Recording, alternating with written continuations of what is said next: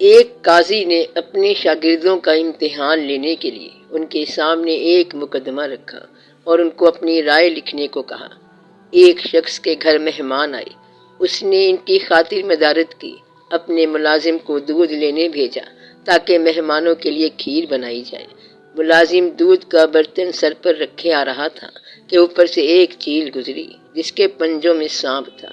سانپ کے منہ سے زہر کے قطرے نکلے جو دودھ میں جا گرے۔ مہمانوں نے کھیر کھائی تو سب ہلاک ہو گئے۔ اب اس کا قصوروار کون ہے؟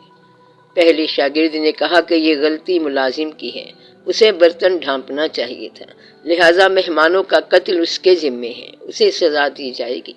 قاضی نے کہا کہ یہ بات درست ہے کہ ملازم کو برتن ڈھانپنا چاہیے تھا، لیکن یہ اتنا بڑا قصور نہیں کہ اسے موت کی سزا دی جائے۔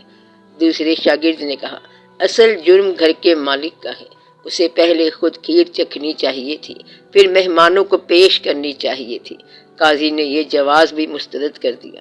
تیسرے نے لکھا کہ یہ ایک اتفاقی واقعہ ہے، مہمانوں کی تقدیر میں مرنا لکھا تھا، اس میں کسی کو سزاوار قرار نہیں دیا جا سکتا ہے۔ قاضی نے کہا کہ یہ کسی جج کی اپروچ نہیں ہونی چاہیے، جج اگر مقدمات تقدیر پر ڈال دے گا تو انصاف کون کرے گا؟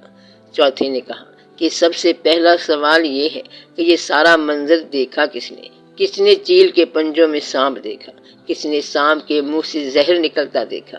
اگر اس منظر کا گواہ ملازم ہے تو وہ مجرم ہے، اگر گواہ مالک ہے تو وہ مجرم ہے، اور اگر کوئی گواہ نہیں تو جس نے یہ کہانی گھڑی ہے وہ قاتل ہے۔ قاضی نے اپنے چوتھے شاگرد کو شاباش دی اور صرف اسے منصب قضا کا اہل قرار دیا۔